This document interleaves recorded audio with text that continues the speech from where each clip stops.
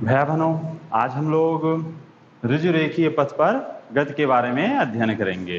तो इसमें सरल रेखीय पथ पर गति के बारे में अध्ययन करना है। तो सबसे पहले हम लोग आएंगे कि ये जो चैप्टर है इसमें पढ़ना क्या क्या है। इसमें जैसे पहले हमें ये देखना है निर्देश फ्रेम क्या होता है, ठीक है, फ्रेम ऑफ रेफरेंस।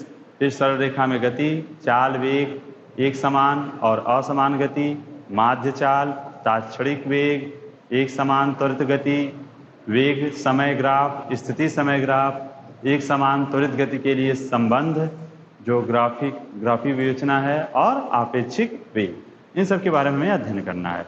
तो सबसे पहले हम लोग आते हैं इसमें निर्देश फ्रेम क्या है, फ्रेम ऑफ रेफरेंस।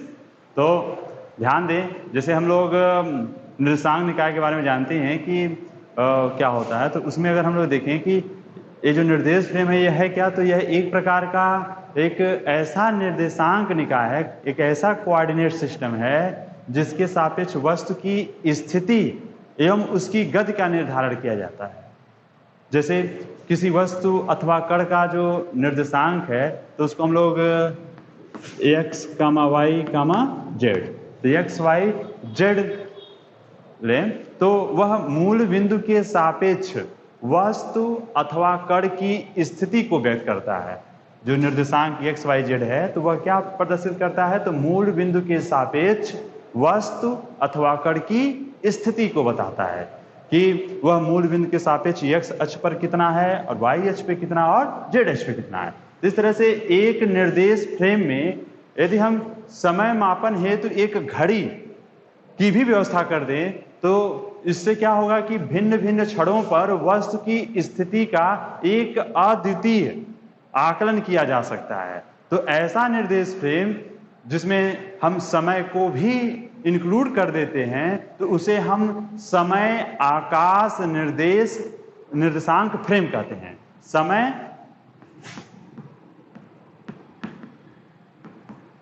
आकाश निर्देशांक फ्रेम, ठीक है। तो जिसे हम लोग टाइम स्पेस कोऑर्डिनेट सिस्टम, और इसको अगर हम प्रदर्शित करेंगे तो x, y, z, t, समय को भी इसी में इंक्लूड कर दिए हम लोग। इस तरह से जो देखा जाए निर्देशांक निकाय है उसमें हम यदि किसको इंक्लूड कर दें, समय को भी, घड़ी को भी कर देते हैं, तो इस तरह से जो निर्देश फ्रेम आएगा उस निर्देश फ्रेम को हम time space coordinate system x, y, z, t कहते हैं। तो देखा जाए तो जो निर्देश फ्रेम है वह दो प्रकार का होता है, एक जड़त्वीय और दूसरा अजड़त्वीय। तो पहला हो गया हमारा इनर्शियल फ्रेम ऑफ रेफरेंस और दूसरा हो गया हमारा नॉन इनर्शियल। तो आए अगर हम लोग इसमें बात करें कि ये जो जड़त्वीय हमारा निर्देश तंत्र है वह क्या होता है, तो ऐसा निर्देश तंत्र जिसमें न्यूटन के नियमों का उपयोग किया जा सके उसे हम जड़त्वीय निर्देश तंत्र कहते हैं। सामान्य रूप से दूसरे शब्द में यह कह सकते हैं कि ऐसा निर्देश तंत्र जो निरपेक्ष रूप से विरामावस्था में हो या यदि गति की अवस्था में हो तो एक समान निरपेक्ष वेग से गतिमान हो, त्वरित गति ना हो, ठीक है। तो ऐसे निर्देश तंत्र को हम जड़त्वीय निर्देश तंत्र कहते हैं।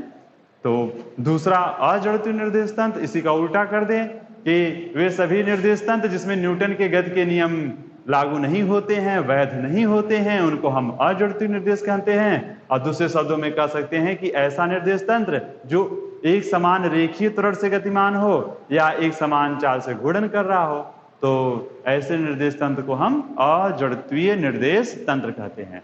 इस तरह से हमारा फ्रेम ऑफ रेफरेंस दो प्रकार के हो गए हैं, जड़त्वीय और अजड़त्वीय, इनर्शियल और नॉन इनर्शियल। तो पहला इसमें जो टॉपिक था निर्देश फ्रेम क्या होता है उसके बारे में हम लोग पढ़ लिए। अब इसमें हम दूसरी पॉइंट के ऊपर आते हैं, बिंदु वस्तु।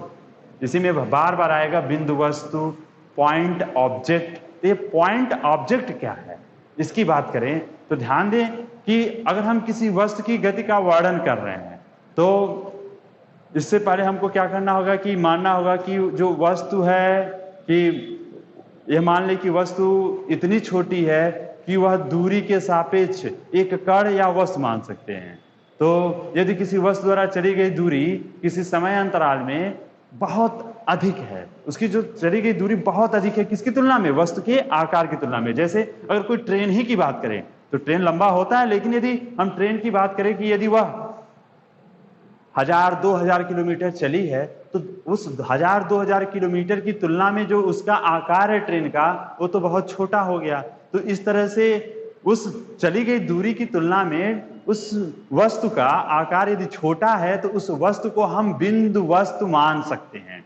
ठीक है, जैसे एक और उदाहरण ले ले हम लोग कि ये जो रेलवे प्लेटफॉर्म पर यदि कोई व्यक्ति खड़ा है तो ट्रेन जो गुजर रही है उस ट्रेन की लंबाई की तुलना में उस व्यक्ति का जो आकार है वह बहुत छोटा है, तो हम उस व्यक्ति को बिंदु वस्तु मान सकते हैं, पॉइंट ऑब्जेक्ट मान सकते हैं। ऐसे ही हमारी जो पृथ्वी है सूर्य के परितः चक्कर लगा रही है, तो पृथ्वी द्वारा चक्कर लगाने में जो दूरी तय की जा रही है उस दूरी की तुलना में पृथ्वी का आकार बहुत ही छोटा है। इस तरह से हम इसमें इस गति में पृथ्वी जो सूर्य के परितः परिक्रमा लगा रही है, इसमें हम पृथ्वी को एक बिंदु वस्तु मान सकते हैं। इस तरह से निर्देश फ्रेम और बिंदु वस्तु के बारे में हम लोग जाने। अब अगला जो इसमें टॉपिक है वह है एक बीमीय, द्विबीमीय और त्रिबीमीय गति। तो 1 डायमेंशनल मोशन, 2 डायमेंशनल मोशन और 3 डायमेंशनल मोशन।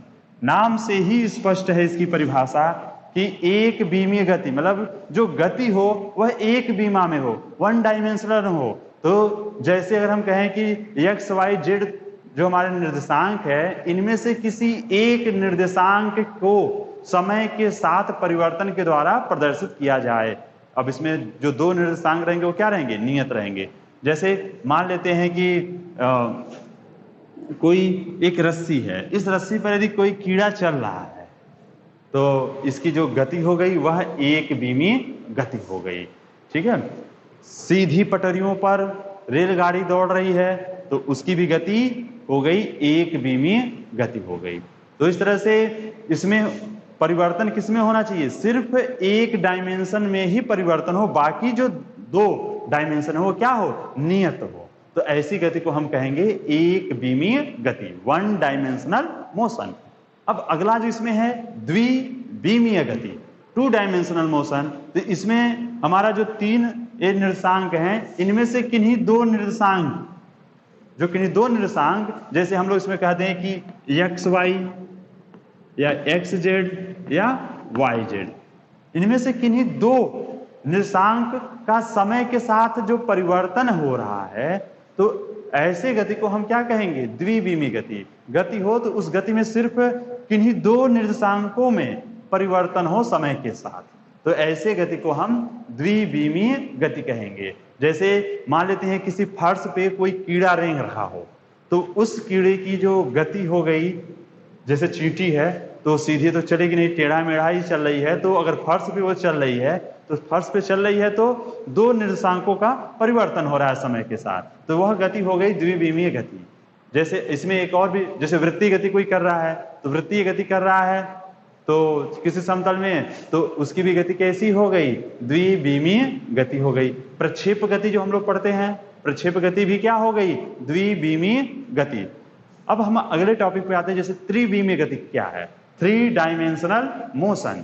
तो यदि किसी गतिशील वस्तु की गति की व्याख्या करने के लिए हमें एक्स वाई और जेड तीनों निर्देशांकों का एक साथ आवश्यकता पड़ जाए तो ऐसी गति को हम त्रिविमीय गति कहते हैं। इसको हम 3D मोशन भी कहते हैं। ठीक है, तो इस तरह से अगर इसका उदाहरण कहें तो जैसे कोई पतंगा हो या चिड़िया हो, अब ये उड़ रही हो, जैसे सबसे आसान इसका उदाहरण हो, पहले मक्खी को ले लें तो मक्खी कभी सीधी रेखा में तो उड़ेगी नहीं, तो इस तरह से उसकी जो गति है तो वह कैसी हो गई? त्रिविमीय गति। एक्स वाई जेड तीनों निर्देशांकों की आवश्यकता इसमें पड़ती है। तो उड़ता हुआ पतंग, या हम ऐसे कह दें कि किसी बंद पात्र में गैस के अणुओं की गति।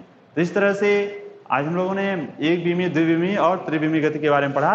बहुत ही आसान सा सीधा सा मतलब है। एक बीमी मतलब सिर्फ एक निर्देशांक में परिवर्तन हो समय के साथ, द्विबीमी मतलब दो निर्देशांकों का, और त्रिबीमी मतलब तीनों निर्देशांकों की आवश्यकता हमें पड़े।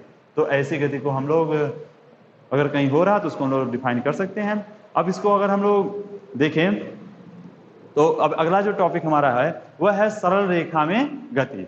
तो सरल रेखा में गति में हम लोग आएंगे, पहला इसको पढ़ने के लिए हमें दूरी और विस्थापन में क्या अंतर है इसको जान लेना चाहिए। तो हम सभी लोग 9th में ही इन सब के बारे में अच्छे से पढ़े हैं, दूरी क्या होता है, विस्थापन क्या होता है। फिर भी एक बार इसको थोड़ा सा रिवाइज कर देते हैं। माना कोई गतिमान वस्तु एक सरल रेखा के अंदिश गति कर रहा है, तो हम लोग मान लेते हैं कि वह x अक्ष के अंदिश गति कर रहा है। तो ये मान लेते हैं हमारा मूल बिंदु हो गया, और x अक्ष के अंदिश कर रहा है तो यहाँ पर मान लेते हैं दूरी को प्रदर्शित कर लें 20, 40, 60, 80 प्लस x अक्ष के अंदिश और माइनस x अक्ष के अंदिश -20, -40, -60 और -80। अब यहाँ पर हम कुछ पॉइंट ले लें, जैसे मान लेते हैं कि कोई वस्तु है वह यहाँ बिंदु, इसको मान लेते हैं P, बिंदु P से गति करना प्रारंभ किया और यहाँ बिंदु Q तक यह गया। तो बिंदु P से Q तक वह गया है, तो कितनी दूरी तय किया, तो उसके द्वारा वो जिस पथ से गया है उस पथ की लंबाई। तो उस पथ की लंबाई की बात करेंगे तो PQ बराबर क्या हो जाएगा, तो P से O तक और फिर O से Q तक। तो इस तरह से P से O तक गया तो कितनी दूरी आपने इसने तय किया, तो 60, और O से Q तक गया तो 80। देखिए इसको आप प्लस में ही लेंगे, माइनस नहीं, क्योंकि दूरी है, दूरी सदैव धनात्मक होती है। तो इस तरह से अब यह जो दूरी हो जाएगी 60 और 80, 140 मीटर की दूरी उसने तय किया P से लेकर Q तक जाने में। ठीक है।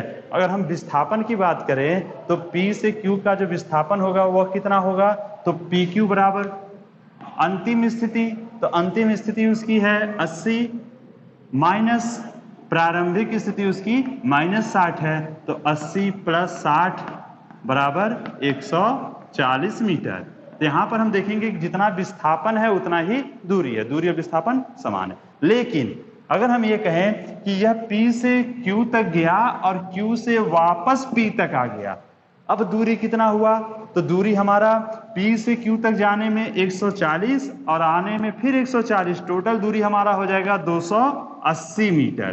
तो इस तरह से वह P से Q तक गया और Q से P तक वापस आया, तो उसके द्वारा तय की गई जो दूरी हो गई वह दूरी हो गई 280 मीटर।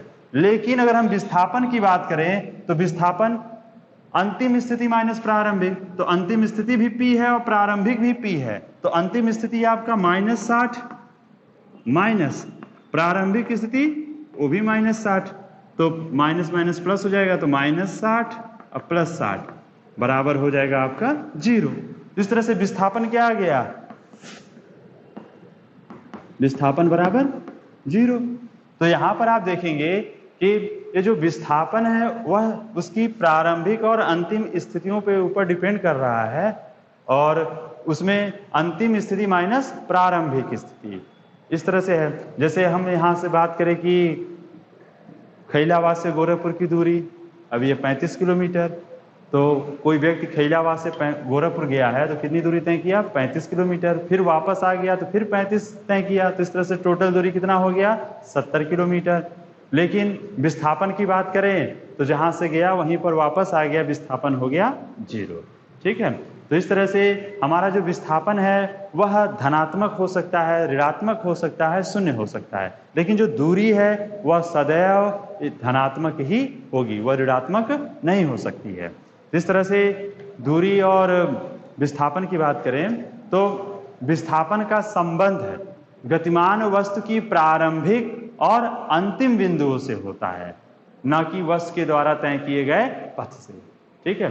और अगर हम देखें कि दूरी विस्थापन के बराबर हो सकती है लेकिन विस्थापन से छोटी कभी नहीं हो सकती है।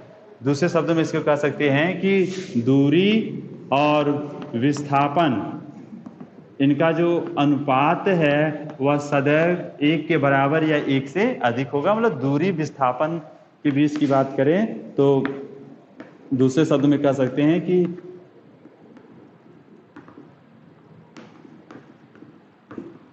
ये जो दूरी है वो विस्थापन से बड़ा या उसके बराबर हो सकता है।